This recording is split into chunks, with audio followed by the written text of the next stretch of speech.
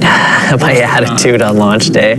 I was really excited, but I was also nervous because leading up to Destiny coming out, it was very hard to tell people what Destiny was like. You know, we struggled with it. I think the media struggled with it. You guys struggled with it because without playing it, it was hard to understand. So we have our guys and we play it internally over and over and over again. We're constantly playing the game, but we know, like, until it gets into the hands of the masses, it's like we really don't have any idea of how it's going to be perceived or what people can do with it. They're like seawater, you know, we're not going to know if this thing is watertight until we launch it, you know, and at that point it's like, Godspeed, you know, best of luck to all of us because here comes the real test. Yeah, at that point, like as soon as it came out, like we became in the hot seat because we knew like The Taken King was the next major release. We have to be paying attention more than anyone else to what's going on in the game, what's working, what's not. The whistle is blown, you're about to run out in the field, it's your turn. I think that with other games that I've worked on at Bungie, you exhale when it comes out. It just felt like when vanilla launched last year that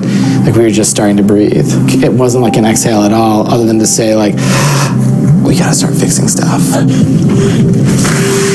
It was really polarizing at launch, right? There was this huge, like, we don't get it, we don't understand it, people coming in and playing like the first 8 hours, and, you know, we knew that it took a little while for people to grok what we were doing. We looked at all this data after the game shipped about places where players exited the world, like places where they quit and they didn't come back. And you see this soul-crushing cliff in vanilla Destiny after level 20. But we lost them in this moment where we said, the game's changed, now you care about light, you don't care about this, and now play these 4 strike playlists over and over, and just the only thing that changes, the number goes up. We created a giant, like, inscrutable off-ramp for players there. At that point when people got to 20, they couldn't figure out that next step.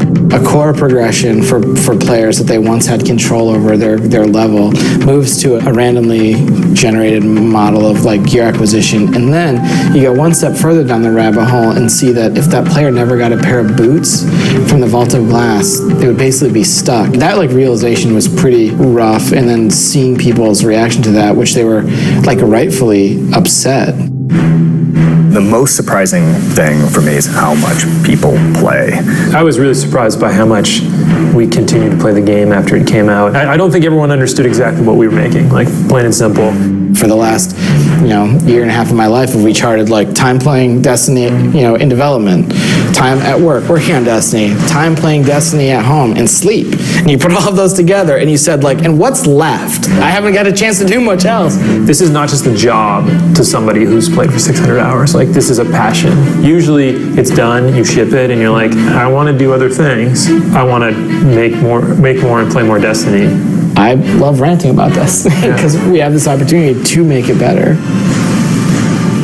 The fans are awesome. I follow a bunch of the YouTubers and streamers on the internet, and the way they talk about the game and the memes on Reddit, like when Reddit used to have like all of the prefixes, like the last word, super good advice. Really, entertaining, but also insightful. Like, I look at it every night before bed. We're at work making this game. I got home at like 11:30 last night, so I don't know what happened in Destiny yesterday. Reddit does. From the beginning, I remember one of the first memorable things Jason said, we don't want to make a game that somebody plays and just puts on a shelf or takes back to a store. We want to make something they can keep playing and they can form memories around in like a hobby.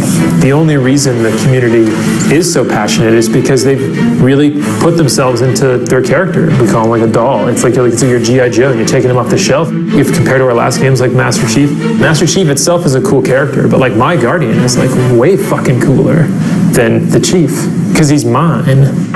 With the previous games we did, we were able to in these big TU chunks, sure, every 3 months we'll have something and let's tweak some multiplayer maps, but the ebb and flow that we have now with the undercurrent of this massive experience that millions of people are playing every week is just totally different. So we had a lot of learning to do. I think we've learned the old bag of tricks that we had, the well-worn stuff that we would utilize in the Halo era doesn't work anymore, right? And so we used to be able to have a little bit of fun, be mysterious, kind of guard details, and be cagey, and let's have some fun. We're gonna redact stuff and not tell you things. And in this world, they're just like, you shut the fuck up and you tell me exactly what I want to know right now. There are people who showed up with more the mentality of a shareholder. I am deeply invested in your progression system, and I want to know what is happening with the market for Glimmer. It's bottomed out. I'm not going to Mars anymore. It's like, if you want a creative writing assignment, you write a novel in your spare time. You could have told me all of this with 4 bullet points. I think the way a lot of people feel about Destiny, if you combine all the the reviews and every forum post and everything put it together, they say like, I love playing Destiny, but I hate that it's not better, right? Like they're angry about it, right? Like I put in 900 hours and I'm mad. You can only be mad about something that you really care about. I think some of it is that it's a character that you've put all this time into. They're taking it personally when something changes. So in some ways that's been a really positive thing for us, but yeah, sometimes the fallout of when these changes do come around has been pretty hard. They log in every day and they show up and they look at their weapons and, you know, they see us as this person who comes in and looks at their weapon on the table and just like, you know, smacks it off to the side and says, nope, sorry, like that was too good. You were having too much fun with that. I'm sorry. Like you're not supposed to have fun in this game, right? We try to be really careful about those things, but sometimes we have to rip the Band-Aid off. We have to make this change because it's so unhealthy for the game. So I know some of the hardcore guys will sort of poo-poo some of the changes we made, but we're always thinking about everybody. We're not just thinking about one subset of the population. There is no playbook written for how to develop Destiny. We want to try to like build, support, sustain a live game while we have like the next team up, looking at that and helping and push and shape it where we can. If you have a release that feels like it skips something from the community, it makes us feel and be tone deaf. It's like we're not paying attention, like, oh no, we're paying attention, even if that means that we have to react extremely late and extremely uncomfortably for us as developers sometimes. I don't think the community does or should care about how difficult something is, right? So they're an engaged player and they want what they want. And it's our job to communicate when they can have it, if they can have it, why they can have it.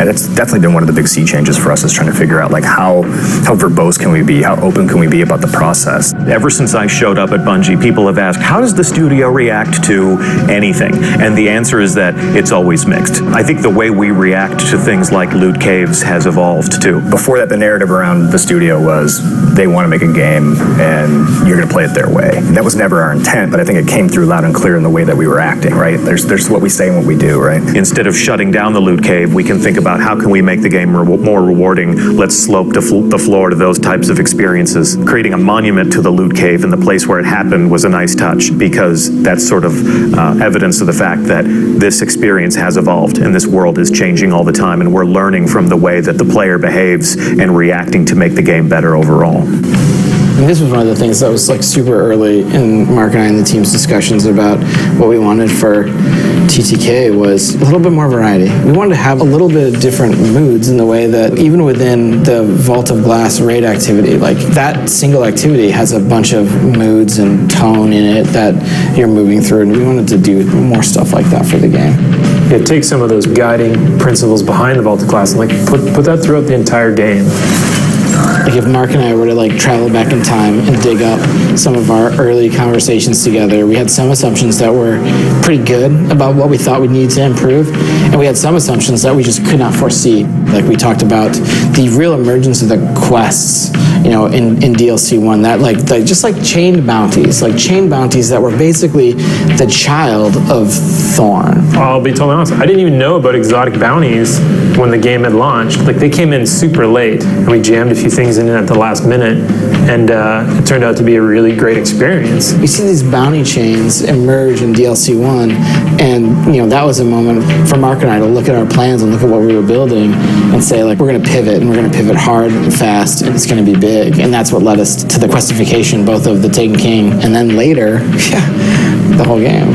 It's always going to be, when you have a game that this many people are playing, a challenge to sort of bring in new players, right? Because you do have that insular kind of clique that gets established. But I think the good thing for us is that community we're finding is incredibly welcoming.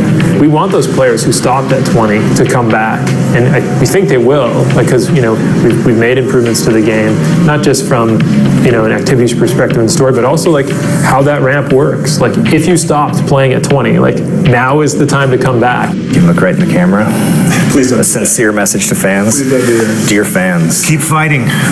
Don't stop fighting until the fight is done. Don't stop fighting until Don't stop believing. Don't stop believing until the fighting is done. Hold on to that feeling. Hold on to that feeling. When will the fighting be done? When will? Well, we have a 10-year publishing agreement. I don't know when the fighting will be done. We want it to keep going. We hope.